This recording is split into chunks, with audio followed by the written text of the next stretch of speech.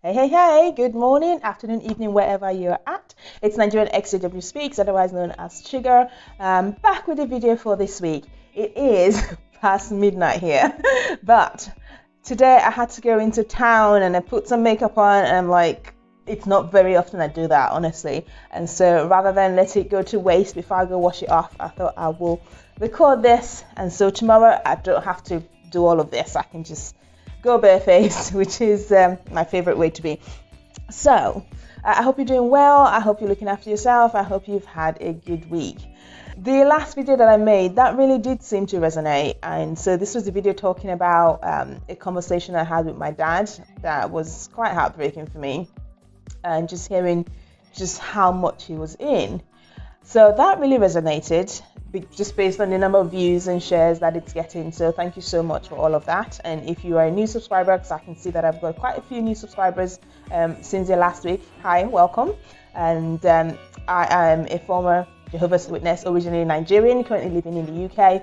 And I don't know if you've not had a chance to see the video about how I actually made my way out. That one's done really well as well. That's gotten over 4,500 views now. So go ahead and watch that, sort of the journey, because I do talk a lot about my story on there, and that's actually going to tie into this video as well. Subscribe if you haven't. All of that intro. Oh my goodness, it's late at night. My brain is not thinking. Following on from that conversation, guess what happens this week? I can't recall now if it was Monday or Tuesday. I want to say it was Tuesday. I get a call from Nigeria. I pick up the phone, and it is the girl who was my best friend when I was 15. So if you listened to my story before, you might know that I actually moved out of my parents' house at 14. And so I was 14, nearly 15, when I had to move. Long story, but I had to move out of the family home and lived with relatives, starting with my grandparents, my mom's parents. And I had 1 year of secondary school to finish out. So this was the girl who was my best friend for that year. She was a witness, surprise, surprise. And she was just incredible. She was incredible. She made me feel so welcome, because I was in a messy place. I'm not gonna lie, I was in a messy place, and there is stuff that I haven't shared here that, I'm still not quite there yet. But I was in a messy place. There was a lot of, it's like coming out of something and just like trying to take it all in a new place. Something terrible had just stopped, and it was just like, so now what's this?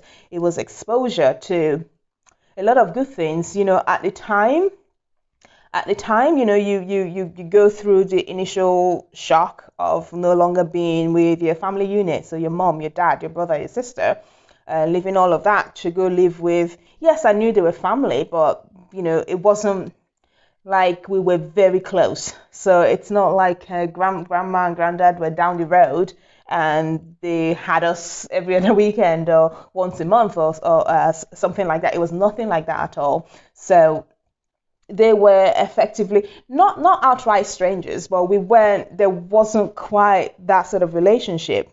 And so this was me getting to know them. And looking back, that was one of the best things that could have happened, because that was the start of healing in some way. The first time I opened up, this was to this girl. I'm not going to say her name. Of course, she hasn't given me permission to do that. So we had a long call. I think we spoke for 3 hours. I only had to stop because I had to get my son to bed. But that was a long phone call, and there was many layers to it. Bottom line, she is still a witness. She's married now, of course, with kids. And so just catching up on all those times. And it's interesting to hear someone else play back your life to you and tell you what you were like when you were 15. She very much took on a nurturing role for me. She made me feel welcome at the school. She was the start of learning emotions. she was an enigma, and that's part of why I am making this video, because it got me thinking about the different kinds of witnesses. Now, of course, we did get to have that conversation where I'm saying, no, I'm no longer a witness, and trying to do the dance between saying why I wasn't and not getting into a debate with her, because I didn't want to do that. I never wanted to do that, and that wasn't going to help the conversation at all, because I understand that she is in a difficult position, right? We left that conversation with, I would be so thrilled to have you back in my life, but I can completely understand if you go away and think about this and decide, actually, I don't want to stay in touch for reasons that we know why. I mean, it was in the recent, I think it was in the November JW broadcast, they have this dramatization of a couple who talk about some of their friends who decided to leave the religion and how their heart was broken and it felt like mourning, and now they can't talk to them anymore, the theatrics of it all. So I understand. The ball's in your court. You have my number. I'm going to let you sort of lead this, because I would love to stay in touch. I would love to talk again of the people that have made an impact to me. You are most certainly one of them, and I'll be forever grateful for how welcome you made me feel. I don't know how to put this. It was one of the first few times I knew that someone cared about me. That sounds really sad. Not out of duty, not out of I have to, but I want to. I just care about you. She just cared, and it was just obvious. And no, it wasn't. It wasn't girls experiment or anything like that. She was just a good soul. When I think of the people that the organization takes, and if only she wasn't, she would be I don't know. I don't want to say she'd be even more magnificent, but she has so much love to give. But anyway, great conversation. Turns out even back then, I was already struggling, which kind of makes sense. I was already struggling with the religion itself, and in some way wanting to do my own thing. But of course, I was a confused mess. I mean, being a teenager it's hard enough without having all this extra to deal with. And it was quite funny hearing her describe me and what I was up to, because in my mind, she was back then the sensible, straight and narrow, had the answers sort of girl. Like this was her turf, right? I had just moved there, so she had the connections and everything, and she brought me in. I mean, in, and yeah. So I really did look up to her. Anyway, going down memory lane, it was a really nice conversation, because this is one thing about me, and I'm working on it. Friendships are, I still struggle with them. Not necessarily so much forming them, but feeling like I bring something to the table and being clear on what it is that I bring, and understanding why someone would want to be my friend. This is so sad.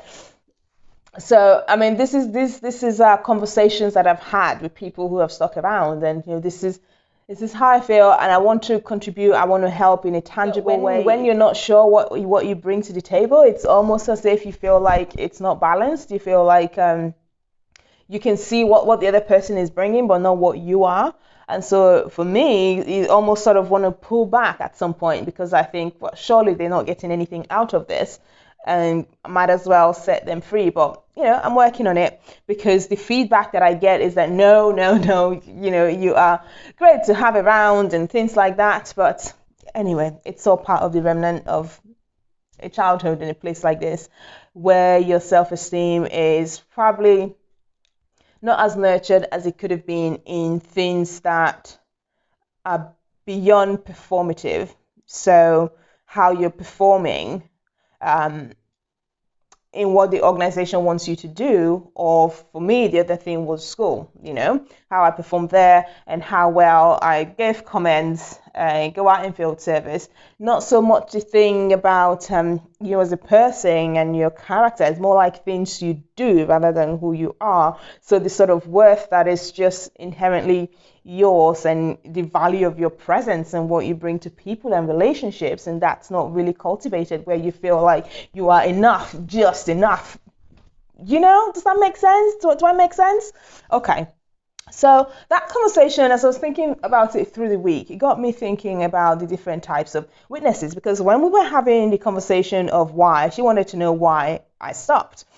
And I was being, like I said, quite careful about how I worded things to not cause an argument or, give the impression that you are silly for being there. It's explaining that, it was a struggle. I took a break. And when I decided to do research and go back to the history, I realized that I didn't believe any of it. I didn't believe that those 8 men in New York were led by any spirit or God whatsoever, and it just didn't add up. And so she was saying that actually, yes, there are questions. Yes, there are questions. And she knows of other people that have left. But, where are we going to go, sort of thing, It's like she had rationalized it in some way. So it got me thinking about types of witnesses. I've made a list of 4 types. There could be more, feel free to chime in if I've missed something. So there is the type of witness who believes everything. No real question, even when they're asking sort of softball things, and there's just an acceptance that the answer is going to come when it will come, and everything's going to all work out because this is the truth, and there's never a doubt whatsoever. Someone I'll put in this category would be my mom and my brother. I would say they are in this category. I don't feel like there's been any sort of real questioning. Everything was sort of it's like controlled opposition, if you can even call it that, where it's all within the framework, and when you're asking a question, ready to accept whatever answer is given because it's got to be right, then is that real questioning? I would argue that probably not. So we have that type. The second type of witness, we have the ones who blame themselves for any sort of conflict that there are. So they acknowledge that there's a conflict, that there's something off, but it's them. The organization is fine, it's them. I had this phase probably most of my childhood till until I stopped going, right? Most of my childhood. Ultimately, this is what made me just discontinue when I did, because this was just, I couldn't keep up with it. I didn't think there was anything wrong with the organization itself. I just couldn't do it, and I needed to go fix myself and then come back. I don't know who else I'll put in this category. I can't think of anyone, but if it applies to you, think about it. The third type, I've got some notes.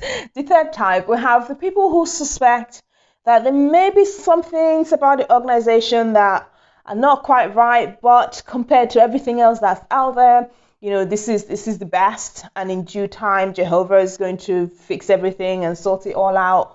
And so it's like the question that allegedly Peter asked when Jesus was telling them that they have to eat his flesh and drink his blood, and people were like, whoa, dude, what are we doing here?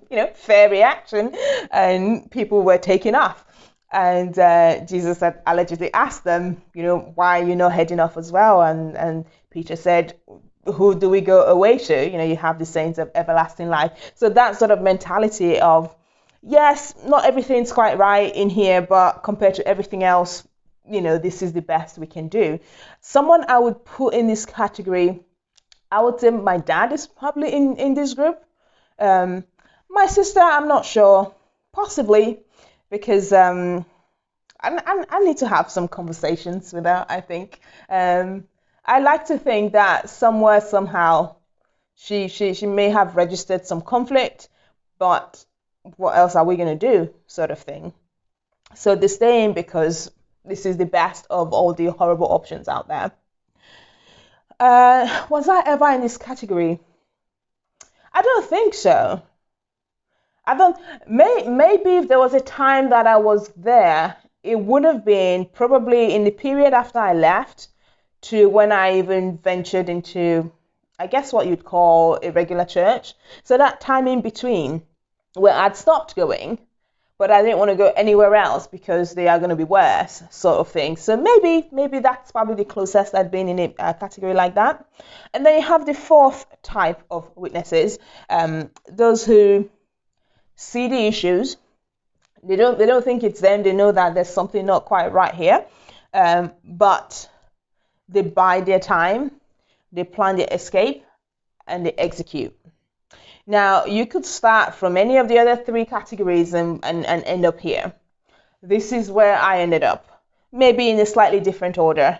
For me, at that point, when I decided to stop going, that year I was moving to Belgium, and I already made a plan that when I got there, I wasn't going to look for a kingdom hall. I need some time to sort myself out. I wasn't necessarily planning to leave completely, but I just needed a break to fix myself and then go back. By the time I started doing the research, that's when it became a final, right, that's it. We are done here. I am not going back. This is not something that I want to be involved in, and most definitely don't want to raise my child in. So those were the four types of witnesses that I put down. Like I said, if you can think of more, by all means, let me know. This may not be just a witness thing as well. This could probably apply to other religions as well, people in different categories, because the one thing that you get to realize, there's a lot of similarities. Yes, different groups have their quirks, different groups have their things that are special to them, but on the whole, the general principles are the same. It's a reference of some deity unseen through people that you see who claim to speak for said deity and position themselves. Now, yes, in the, I guess, more Pentecostal type group, there is an emphasis on the personal relationship type of thing, but we're still going through, there's a book involved, which was written by people. I'm not trying to draw a critique of that, although, my thoughts on that are, pretty similar. But the point is, this is probably not a witness-specific thing in terms of the process that goes through working perhaps through the steps or starting from anywhere of those, either the one that's fully committed. I think of someone like Seth Andrews, who, if you've not seen his videos, I think they're quite interesting to watch. When I think of someone who was all in, committed 100%, and they could still walk away, I think of someone like Thomas Westbrook, if I can speak. This was someone who his parents were Christian missionaries, right? And he was all in, everything. And then someday something switched. So regardless of whatever category someone's in, it's possible for something to happen, to shake that, to make them wake up. The sinister thing about the witness faith is the fact that people are punished for deciding to leave. And this is why actually you might have a fifth group, which I missed from my notes. You might have a fifth group. I guess we call them mentally out, physically in. So PMO, there we go, PMO group. People that they know there's something off, right? They know it's the religion, but they're not staying in because they think there's nowhere else to go. They are in there because they're literally scared, right? They are literally scared of losing their families, losing everybody they love. And so they just commit to it, which for me, I think that's, if not the saddest, probably one of the saddest groups to be in, because you are in there in something that you know you don't want to be there, but these people have you hostage because of your family. And I don't have the answers. I don't know what to tell you. I just think some serious thought and soul searching is needed. Of course, if you are someone who's still dependent on family, and rocking the boat in that sense would mean that you would be out of house and home and somewhere to stay. I wouldn't recommend exploding it all and putting yourself in a vulnerable situation. But if you are an adult, you've got a decision to make, and you've got to ask yourself, how do I want to live my life? Do I want to live it authentically myself, or do I want to keep hiding? How does that make you feel on the inside? I mean, I had to get to a point where, I have to look myself in the mirror every day. I have to live with the consequences of any decisions that I make. And even more poignant and more, I don't know, the thing that really put that fire in my belly was being a mom, right? And raising someone. And these children, oh, they ask you questions. They ask you all sorts of questions. And I want to be able to look him in the eye and say with conviction the things that I know or don't know, for that matter. And know that I'm being as honest as I could possibly be and living life as authentically as I could be. Because would I want that for my child? No. Would I want my child to be pretending to be something he's not and being in something that he actively just doesn't agree with him? Something that he feels is absolutely wrong, but staying there just so he can have a relationship. I think if someone's going to make their relationship with you dependent on your belief in some external thing, not something that you've done to them personally, do you want to keep them? How much do you want from them? And I know that is a difficult one. That is a difficult one. But if you're in that position, my heart goes out to you. I want you to be living your life as authentically as possible, especially if you pay your own damn bills, right? You're working for your money, you pay your own damn bills, you're not dependent on any of these people. There are amazing people in the world. Honestly, there are people who are just going to accept and love you for who you are. Don't have to prove anything by sharing a belief in some unseen being who take you for you. They are out there, and you make family what you want it to be. I have just had my invite this week to join a friend's family for Christmas meal. You know, I've done a video about Christmas, my thoughts on that. I might link that here somewhere. So this is probably this is the third year, I think, the third year in a row that we are having that meal together on that day. For me, it's about sharing space, being in a space, having some downtime with people that I care about, and yeah, it's a nice feeling. So that for me is part of family, part of family that I've built in the last, what are we on? The last 6 years, something like that. I've known this friend for about 6 years. So you can create a family. It doesn't necessarily have to be by blood. I mean, it's lovely if it's blood family. That's fantastic. But if they're going to dangle it like a carrot on a stick and say, we're not going to give you that unless you do this that you don't want to do and doesn't agree with you, maybe you might need to get that from somewhere else. So I know that I've gone off tangent here, but it needed to be said. As you know, if you watch these videos, when I make this, is to help anyone who is making that journey themselves, who is finding their way out, doing the research, questioning things. It's okay to ask questions. Don't stop until you get the answers. And so when I share my journey and my thought processes, is to help you. But it helps me too. It helps me verbalize some of the thoughts that I have, some of the thoughts that I've had this week that, I don't have any friends as such. I don't have any friends as such who are ex-witnesses, so I can't have this conversation with them, but I can come here and just pour my thoughts out, and this is what I'm thinking. And so, yeah, that phone call happened. It was very nice. It brought back some memories of a time where 15-year-old teenage me was trying to adjust to a new place, experiencing a type of affection that was new, just getting in touch with that side of myself, learning to do hugs in a way that was just, I care about you. And she was very special. She was very special and still is. And I really hope that she decides to stay in touch, because she is a great girl. She is a great girl. But like I told her, balls in your court, you go have a chat. You might want to have a chat with your husband or something like that. Yeah, see what you want to do. Whatever you decide, I won't hold it against you, but I was able to articulate, my gratitude for that time. That year would have been a completely different experience if she wasn't there and wasn't who she was. She was also living away from family as well. So she was living with an auntie as well. So maybe that was part of the connection there. Of course, being a witness helped, and she felt like she had found a sister. And I really felt that. I really felt that, and it was a special time. It really was. Can you tell? Yeah, very, very good memories. Very good memories. Definitely someone that I'd love to have in my life, and yeah, let's hope she wants the same thing. Okay, this is a long video. I didn't think it was going to be this long, but I have really gone all in. I want to hear your stories as well. Are there any friends from when you were in there that have either made their way out? You know, what helped them do that? Were you instrumental to that, or did they come to it themselves?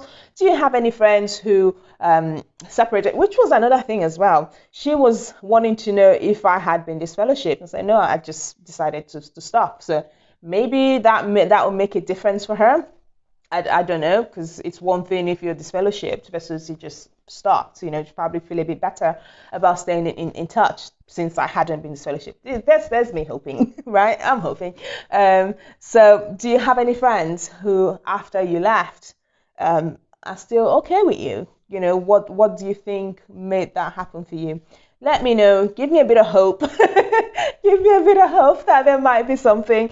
And if not, just some words to really be okay with it. I mean, I'm sure I'll be okay with it. I'm not going to be mad at her because I completely understand. But yeah, it'd be a shame.